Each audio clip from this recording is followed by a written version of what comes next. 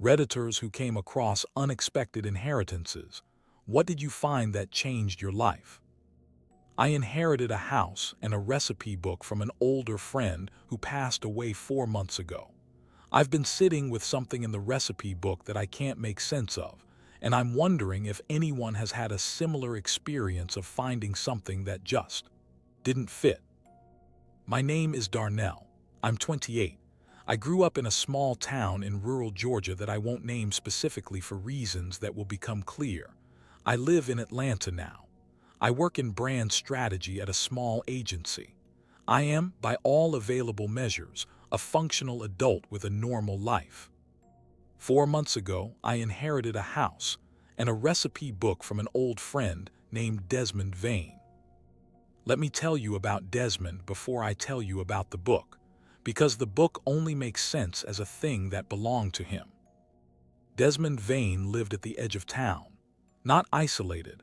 Our town was small enough that the edge was still walking distance from the center, but slightly apart from the main density of it. His house was a Victorian-era property that he maintained with meticulous care. White siding, deep porch, a garden in the back that he tended with the specific patience of someone who has converted one kind of attention into another. He had lived there for as long as anyone in town could remember, and nobody knew much about where he had been before. He was, by the time I met him, already old. I was 9. He was somewhere in his 50s, which seemed ancient to me then and seems different now when I understand what 50 actually is. He would sit on his porch in the evenings after the heat of the day broke, and he would watch the neighborhood with complete attention. Not predatorily, warmly. He had that specific quality of someone who finds other people genuinely interesting and is not performing the interest. I used to play in the small park a block from his house. I started talking to him the way 9-year-olds talk to adults they see regularly, obliquely, at first, approaching from the side, testing the frequency. He responded correctly each time. He remembered things. He asked questions that showed he had been listening the time before. He treated me with the specific seriousness that children respond to most, the seriousness of someone who does not talk down. We became friends. I know how that sounds, a 9-year-old and a man in his 50s at the edge of a small town. I can only tell you that it was exactly what I said it was. My parents knew Desmond. My mother occasionally sent me with things for him, food, usually because that was how the neighborhood worked, and occasionally accepted things from him in return. He was a known presence, a liked one. Nobody had any concern about the friendship because there was nothing to have concern about. He was simply someone who had time for a child's questions and the decency to take them seriously. I left for college at 18. I came back occasionally, but not often. The town had a specific gravity for me that was more complicated than affectionate, and I managed it with distance. I kept in touch with Desmond through the years. Phone calls mostly. He owned a phone he used for calls and nothing else, which I found charming and which I now understand in a different register entirely. When I was 22, he told me he had been diagnosed with something serious. He named it. I won't name it here because it's specific enough to identify him. He was matter-of-fact about it in the way he was matter-of-fact about most things, not dismissive, not dramatic, simply accurate about what was happening and what it would produce. I started going back more regularly. Not weekly at first. I was in Atlanta by then, and the agency was in its early demanding stage, but monthly, and then bi-weekly, and then in the last 6 months weekly. I would drive down on Saturday mornings and sit with him for however long he had energy for and drive back on Saturday evenings. He was still cooking in the last year. Not at the same pace, he tired easily, but when he did cook it was with the same precision and elegance it had always been. He cooked for me when I visited, and the food was extraordinary in the specific way of something that has been practiced over decades until the technique is invisible. You didn't notice the craft. You just noticed the result. He never let me look at the recipe book. I asked once lightly, the way you ask about someone's private things, curious but not pressing. He smiled. He said, "That's not perfected yet." I didn't ask again. He passed on a Tuesday in November. quietly in his sleep. The neighbor who checked on him found him in the morning. I got the call at 8:15 and I was in my car by 8:30. There was no family. I had known this, in the vague way of information you absorb over years of friendship. He had never mentioned family. When I pressed, once gently, he said he had come from somewhere else and left it completely behind. 4 months after his death, a lawyer I didn't know called me. He said, "Mr. Ellison, I'm handling the estate of Desmond Vane. He's named you as sole beneficiary." The estate was the house and its contents. The contents, when I arrived to assess them, were modest. The furniture, his books, a significant collection, well organized, the specific library of someone who reads with purpose rather than for accumulation. Some kitchen equipment of considerable quality. Clothing, which I arranged to be donated. And the recipe book. The recipe book is a composition-style hardcover, handwritten throughout. The handwriting is Desmond's. I know it well enough from the notes he occasionally sent with things he gave me, small cards with specific observations on them, the kind of thing you keep. Consistent, meticulous, the letters formed with an old-fashioned precision that I always found characteristic. It is approximately 300 pages long. Each recipe occupies between 2 and 5 pages, depending on its complexity. There are 47 complete recipes and several that appear to be in draft form, notes and component lists without full construction. The recipes are, and I want to be accurate here, extraordinary. The technique notes are those of someone who has spent decades refining a practice. The ingredient combinations are unexpected in the way of genuine culinary creativity. Things placed together that you wouldn't anticipate pairing, producing results you can, if you read carefully enough, almost imagine tasting. The construction is logical and beautiful. There is an aesthetic to the book that goes beyond documentation. It is the work of someone who considered the book itself as a form of composition. This is what I expected. What I didn't expect was the names. The first recipe is titled, Eloise First Snow. I read that title and I felt something I didn't have a name for immediately. A small displacement, like a note that's almost correct and isn't. The second recipe, The Traveling Salesman's Return. The third, Margaret of the Birchwood Road. The fourth, 3 days before the county fair. The fifth, The Schoolteacher's Autumn. I'm going to stop there because reading them in sequence it's not something I can fully describe. Each title has a quality that I've been trying to put language to for 4 months. Elegiac is the closest I can get. They sound like titles of things that have already happened, like names given after the fact, like records. I sat with the book for a long time that first visit. I told myself it was Desmond's personal naming convention. Some chefs name their dishes after people and places and memories. This is not unusual in professional kitchens. Escoffier named dishes after opera singers. Modern chefs name preparations after the farms their ingredients come from. Desmond was a sophisticated man with aesthetic sensibilities. He named his recipes after things that mattered to him. This was the explanation I gave myself. I drove back to Atlanta. I could not stop thinking about the names. Edit posted 9 days later, 11:48 p.m. Thank you for the responses. Some of them were genuinely helpful in a way I didn't expect. The sense of not being alone in this specific kind of confused grief is real, and I appreciate it. I wanted to add something because I've been in the recipe book again, and I need to put this somewhere. I went through the full list of titles, all 47. I wrote them down in order on a separate piece of paper. I then looked at them as a list rather than as individual entries. 2 things. First, there are dates embedded in some of the titles. Not in all of them, maybe a third. But some titles include what are clearly references to time. 3 days before the county fair. Eloise, First Snow. The Schoolteacher's Autumn.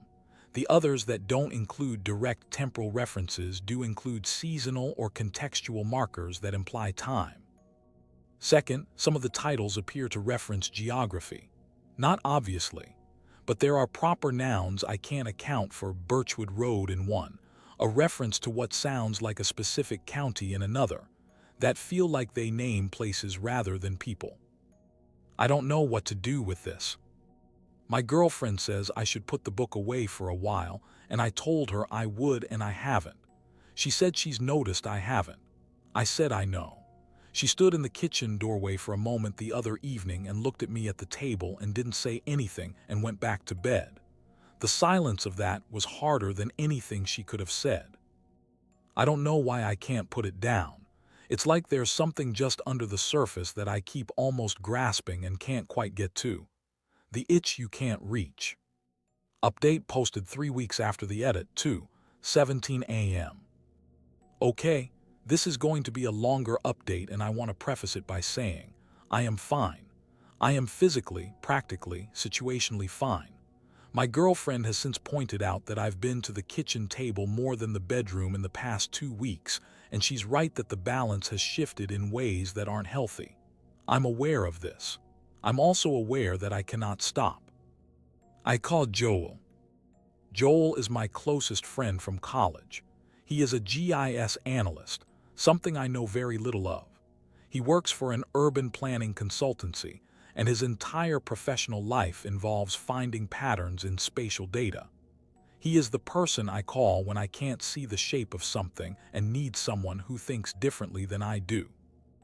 I explained the recipe book. He listened without interrupting, which is how Joel always listens.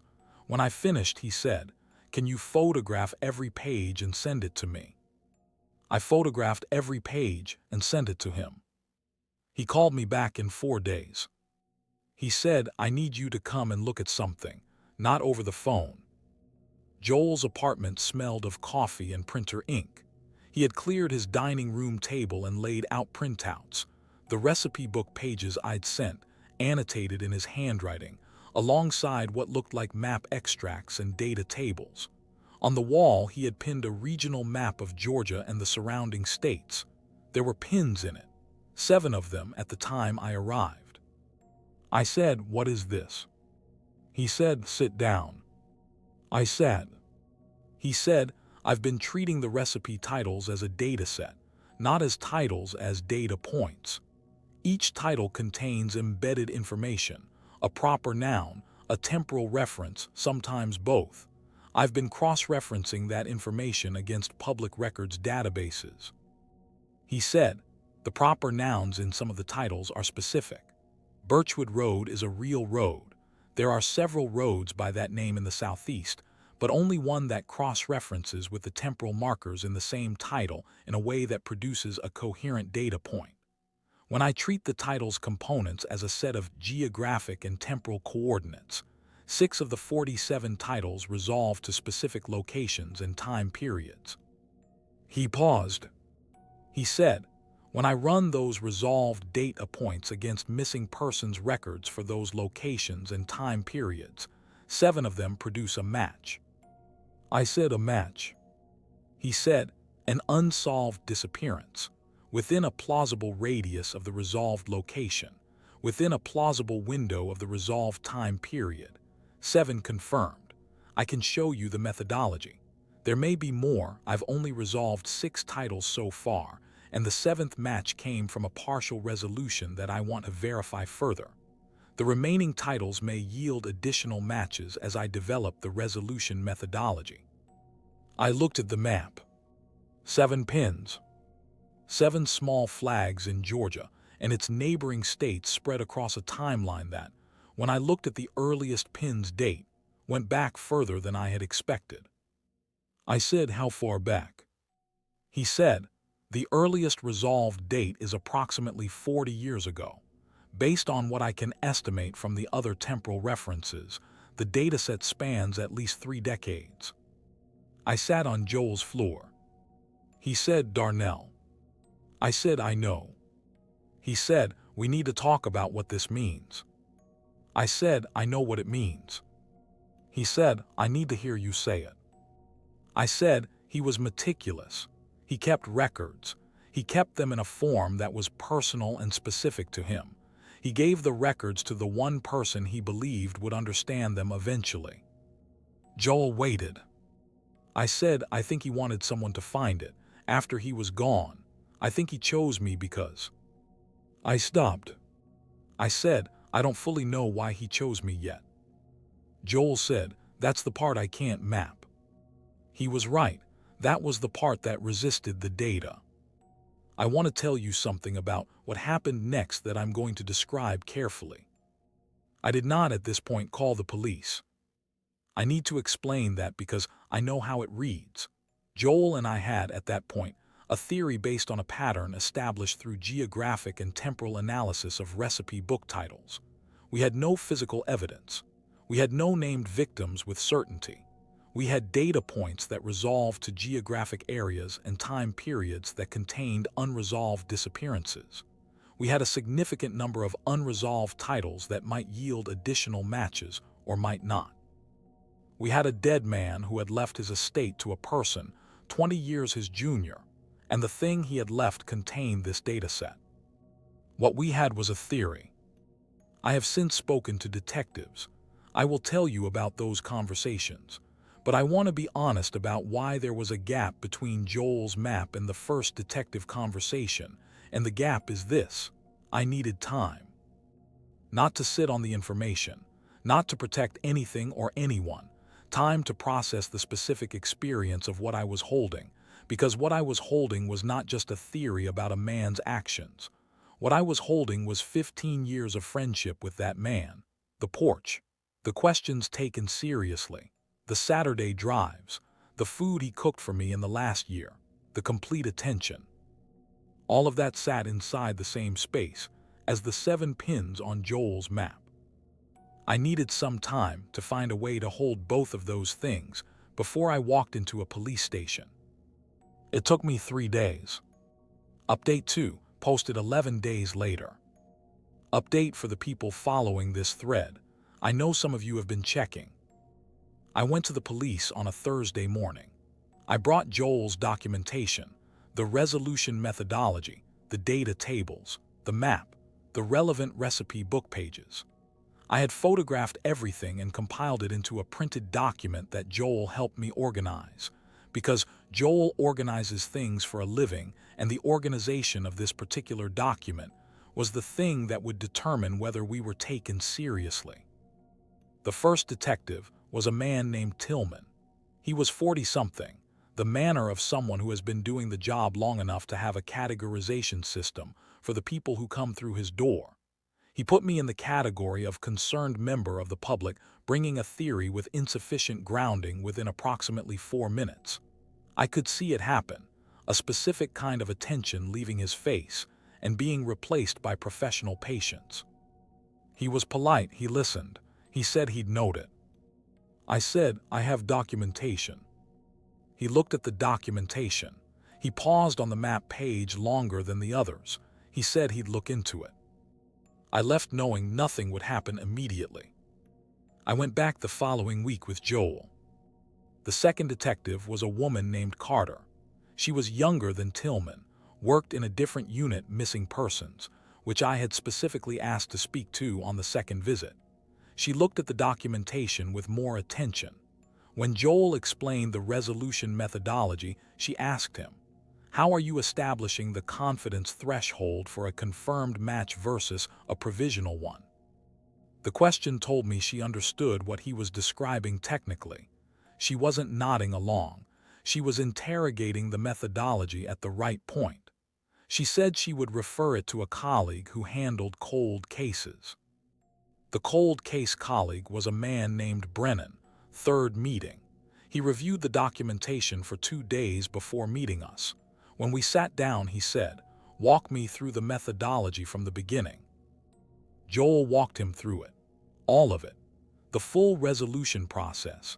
How he had extracted the embedded geographic references from the title language. How he had applied temporal analysis to the contextual markers. How he had constructed the search parameters for cross-referencing against missing persons databases. How he had established the threshold for considering a match confirmed versus provisional. Brennan asked questions, specific, technically informed questions. He had done reading between the referral and the meeting. At the end he said, 7 confirmed and how many provisional? Joel said, 4 more that I'm at 60 to 70% confidence on. 3 that I have geographic resolution but not temporal. Brennan said, the subject is deceased. I said, yes. Brennan said, and he chose you specifically to receive this. I said, yes. Brennan was quiet for a moment. He said, why? I said, I'm still working that out. He said, work it out faster. That was the beginning of a productive relationship. Update 3 posted 26 days later, 9:04 p.m. Still here, still in this. I'm going to keep updating because at this point this thread is the most honest account of what's happening and I need that to exist somewhere. Brennan has a colleague in another jurisdiction, the relevant one for 3 of the confirmed data points, who has been briefed and has reviewed Joel's documentation. There is now an active investigative interest in what Joel and I brought. I want to be careful about how specifically I describe the investigation because it's ongoing and I've been asked to be cautious. What I can tell you, Joel's methodology has held under professional scrutiny. The 7 confirmed data points are being treated as legitimate leads in cases that had been cold for varying periods, the longest for more than 3 decades. There is investigative work happening that is not mine to describe in detail. What I'm sitting with, while that happens, is the question Brennan asked, and that I have been working on in the weeks since. Why me?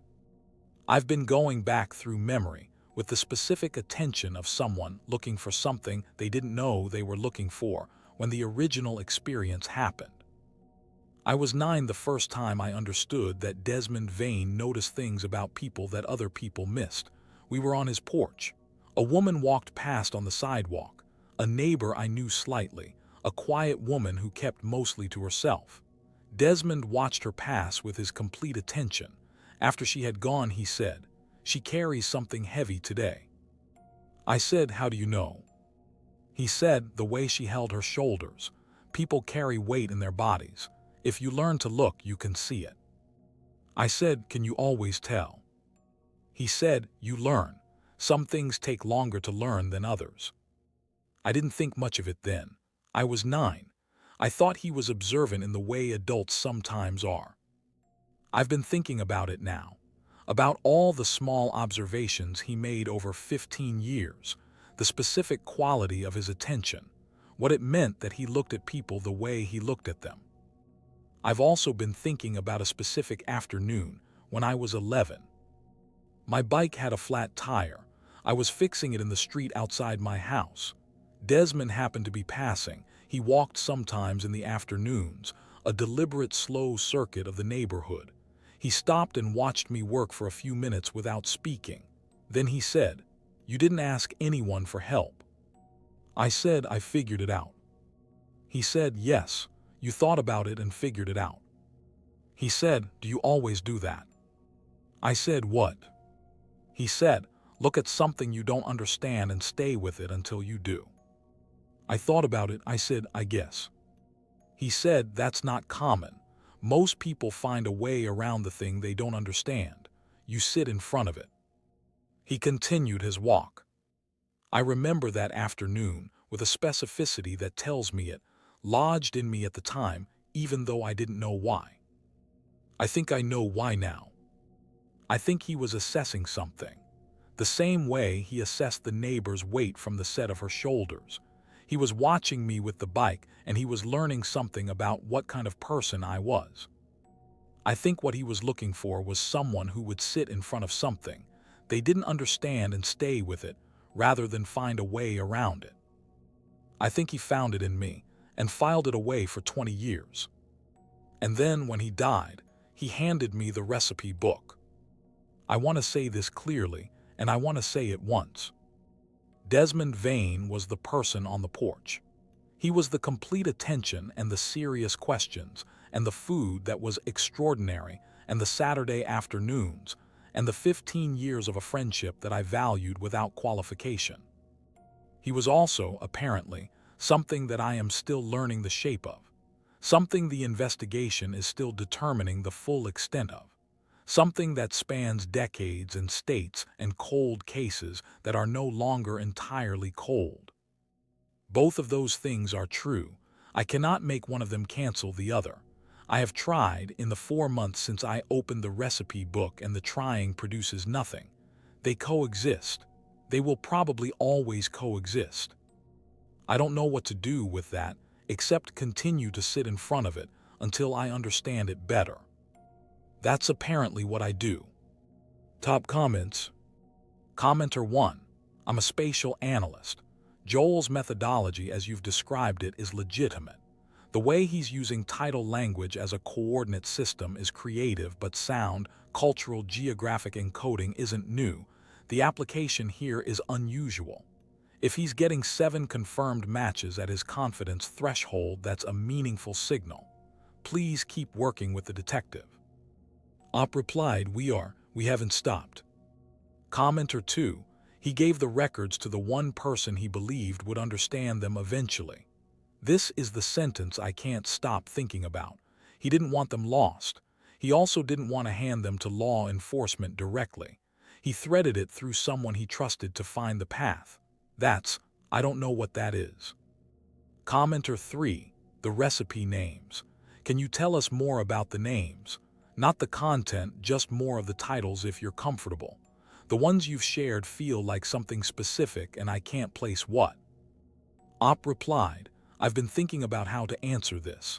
Some of them I'll share and some I won't because they're part of the active investigation now.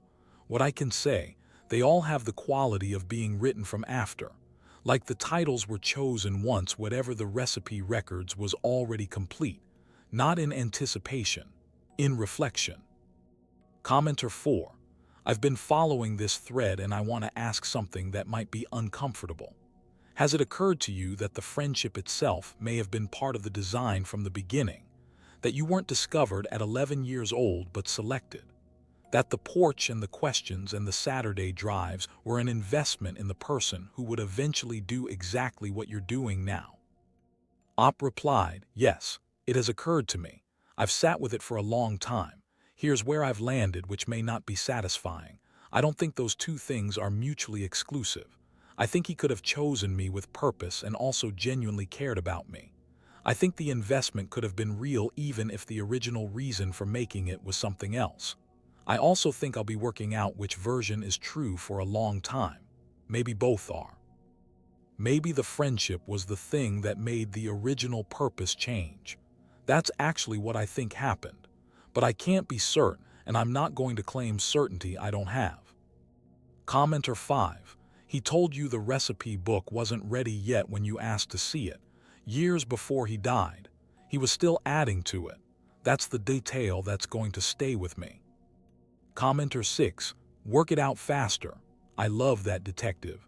I mean that in the most respectful professional sense. Commenter 7. Are you okay? Not in the investigation sense, in the actual sense. Op replied, honestly, I'm in the itch-in-the-throat stage. You know, the one where you can't reach it and you can't stop trying. I think I'll be okay on the other side of understanding this better. Right now I'm in the middle of it. That's the most accurate answer I have. Commenter 8. As someone who works with GIS professionally, please tell Joel he did good work. The cultural geographic encoding approach is exactly right for this kind of embedded reference problem. The matching threshold he set sounds conservative, which is exactly what you want when you're taking this to law enforcement. Commenter 9. I've been following this thread since the original post. I want to ask something carefully. Do you feel like he cared about you? The actual Desmond, the porch, the questions, the 15 years, do you think that part was real? Op replied, yes, I think so. I don't think I have a way to be certain. But I think the attention was real. I think the friendship was real. I think, and this is the hardest part to hold, that something can be entirely genuine and exist alongside something completely contrary to it. That both things were true simultaneously. That's not comfortable. It's also, I think, accurate. Update 4 posted 3 months after Update 3, 8:22 a.m. I said I'd update, and I'm updating. This is going to be long. I've been trying to figure out how much to put here, and the answer I keep arriving at is all of it. Because this thread is the record, and I want the record to be complete. For the people who have been following since the original post. For my own need to have this somewhere that isn't only inside me. I'll go in order. 3 weeks after our meeting with Brennan, he called me and asked me to come in with Joel and the full recipe book, the physical copy, not just the photographs. He said he had a colleague he wanted us to meet. The colleague was Special Agent Menon Delara, Federal Bureau of Investigation, Violent Crimes Against Persons. She had been briefed by Brennan following his review of Joel's documentation and had spent the intervening period doing her own research. She was in her mid-40s, the specific manner of someone who has been in rooms with very difficult information for a long time and has developed a way of being present in those rooms that neither minimizes the information nor becomes defined by it. She stood when we came in. She shook my hand with both of hers.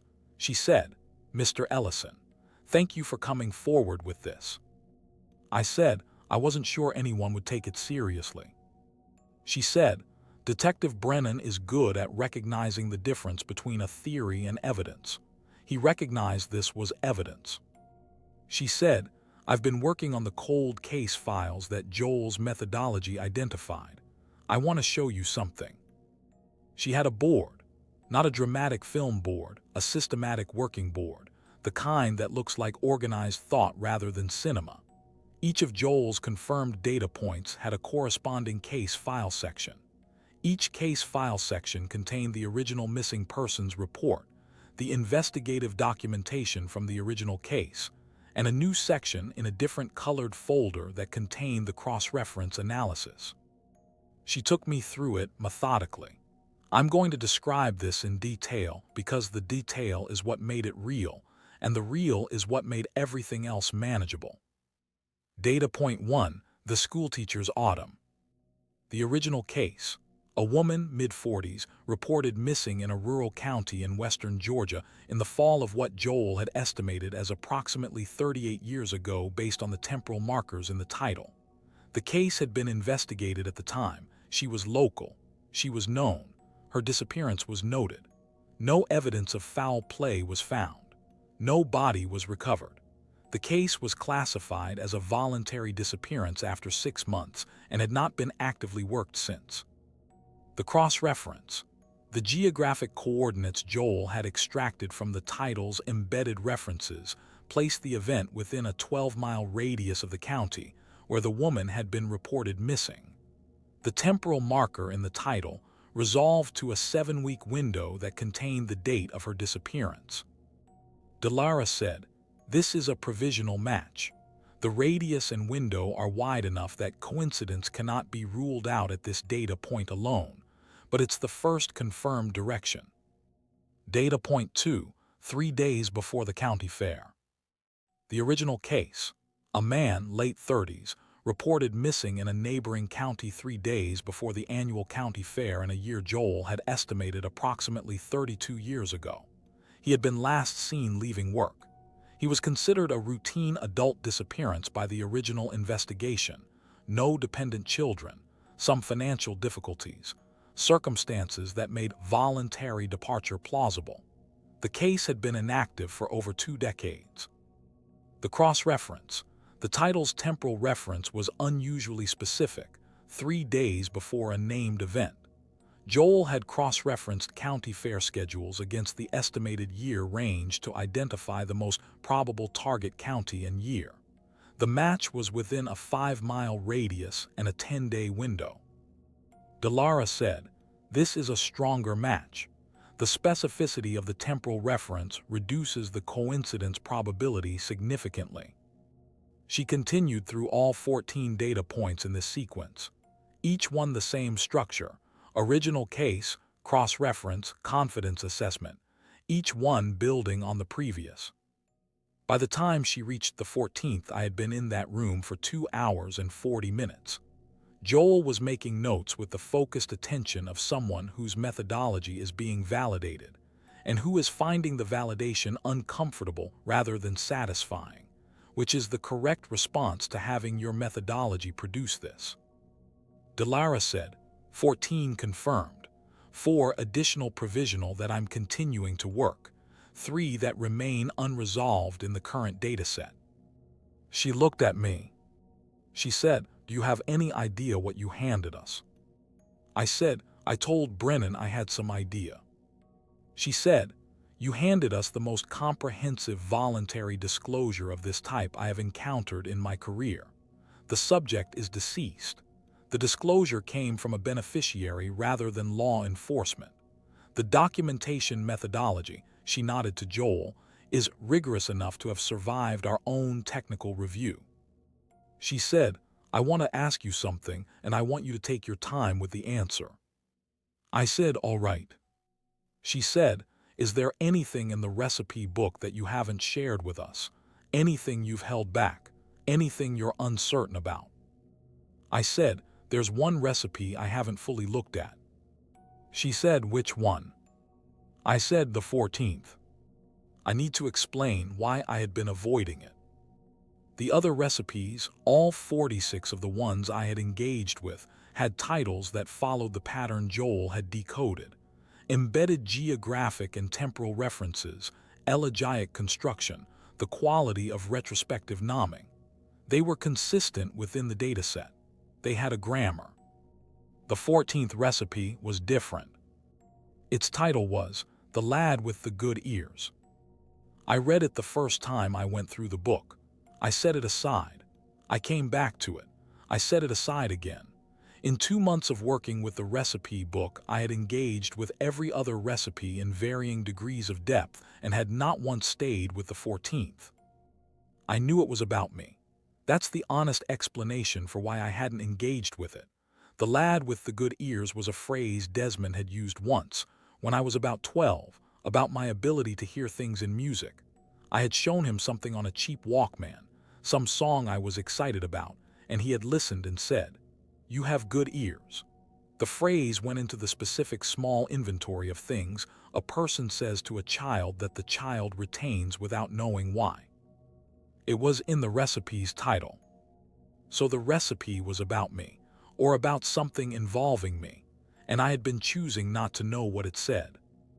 Delara said, "Can I see it?" I turned to the 14th recipe. I held the book so she could see the page. She read it. I read it at the same time, for the first time fully, with the specific attention I had been withholding. I'm going to describe what the 14th recipe contained without reproducing it in full, because some of it is now part of an active investigation, and I've been asked to be careful. The 14th recipe is different from the others structurally. It is not a preparation method. It does not have an ingredient list in the conventional sense. It is written in a form that is between a recipe and a letter, instructions and observations layered together in a way that is characteristic of Desmond's writing, but applied to a different purpose. The subject of the 14th recipe, as best as I can describe without reproducing the specific language, is an encounter, not a historical one, a present one from Desmond's perspective. It describes watching someone, a young person, a specific quality of attention, a specific quality of I want to use the word recognition and I want to be careful about what I mean, not recognition of similarity, recognition of difference. The recognition of something that Desmond apparently did not have. There is a passage in the 14th recipe that describes, in the oblique, culinary-adjacent language that characterizes the whole book, a decision made based on what was observed, a choice to do or not do something. The language is careful and indirect, and I read it 3 times before I understood what the choice was. He had considered including me in the record. Then he had decided not to. The 14th recipe is his documentation of that decision. Its title is my name in his specific shorthand. Its content is the reasoning behind why I am not a data point. What I apparently represented to him in the observation on his porch and the question about the flat tire and 15 years of paying attention, was the reason he stopped. The person on the other side of the stopping. Not because I was a deterrent in any practical sense. I was a child. Because I was something he hadn't encountered before that produced in him a response he couldn't categorize. I'm not going to reproduce the specific language, but I will tell you what I understood from reading it. He found something in a 12-year-old boy fixing a flat tire that he had not expected to find. The quality he named, in the 3 lines I'll get to shortly, was the quality that made him choose to stop what he had been doing and build a different kind of life instead. He built it on the porch. He built it around people he found genuinely interesting rather than people he was watching in another way. He built it around complete attention given rather than taken. I was the reason he built it. I was also, apparently, the person he trusted to eventually find the documentation of everything that came before it. Both of those things are true simultaneously. Delara read it. She was quiet for a moment. Brennan was in the room too. He had come in midway through the data point review. Brennan said, "That's why you." I said, "Yes." He said, "He stopped because of you, and he chose you to find the record because of the same quality that made him stop." I said, "I think so." Delara said, "I want to be precise about something. The 14th recipe, as you've described it, does not contain an explicit admission or specific factual detail about any identifiable event. In terms of what it can contribute to the investigation directly, it's limited." I said, "I know." She said, "What it does establish, and this is relevant to the overall assessment, is that the subject was aware of what the recipe book contained and made a deliberate decision to construct it as a voluntary disclosure mechanism. That speaks to intent. That has value." She said, "It also tells me something about why this came to us in the form it did rather than being destroyed or buried." I said, "He wanted someone to find it." She said, "He wanted you specifically to find it, because he trusted that you would sit with it long enough to do something with it." I said, "The flat tire." She said, "Yes, the flat tire." I said earlier there were 3 lines in the margin of the last page. I want to tell you what they said. They weren't in the recipe format. They were in the form of the notes he used to send with things he gave me, the small cards with specific observations, the ones I kept. The handwriting was the same. 3 lines, in pencil rather than ink. Added, I think recently, the pencil looked less faded than the rest of the book. You will find this when you need to. Sit in front of it until you understand it. You always knew how to do that. I read those lines in Delara's office and I put the book down on the table and I was quiet for a while. I sat down. My legs gave out. Brennan passed me a cup of coffee. He didn't say anything. That was the right thing to do. Joel had his hands flat on the table looking at the map. He said eventually, quietly, to nobody in particular, "He knew you'd be back. He knew you'd go through it. He knew you'd pull the threads." I said, "He planned it." Joel said, "He built the whole thing for you to find. The titles, the data set, the 14th. He built a system that would work for a specific kind of person, the kind who sits in front of something until they understand it." He said he knew that person was you. I've been asked not to detail the full current status of the active investigation. What I can tell you is, it is active, multiple jurisdictions, federal involvement. The recipe book is in professional custody. I have photographs of every page and have retained a copy of all documentation Joel and I produced. There are people working on the cold cases that 14 confirmed data points identified. That work is happening. I am cooperating fully. I have had 6 formal conversations with law enforcement across 3 jurisdictions. I have answered every question asked of me. I have held nothing back. That is the only way this works. The only way the people in those cold case files get what they deserve from this document.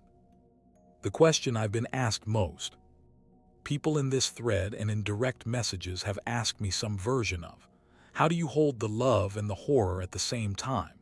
How do you hold the 15 years of the porch, and the questions taken seriously, and the Saturday drives and the food? How do you hold that alongside what you know now? I've been thinking about this since the original post, since before it. Here is what I've arrived at, which is not complete and which I will probably revise as I continue to process this. I don't hold them at the same time. I hold them sequentially, one and then the other and then the first one again. I'm not capable of holding them simultaneously without one dissolving the other, and I think trying to hold them simultaneously is the wrong goal. They are both true. They run in parallel. The parallel lines don't converge. They don't cancel. They coexist in the way of things that must coexist because they are both facts. The man on the porch was real. The friendship was real. The complete attention was real. The 3 lines in the margin were real, written for me by a person who had chosen something different because of who I was at 12 years old with a flat tire. What came before the porch was also real. The recipe book is the documentation of that reality. I found it because I was the kind of person who sits in front of things. I am sitting in front of this. I will keep sitting in front of it. That's what I know how to do.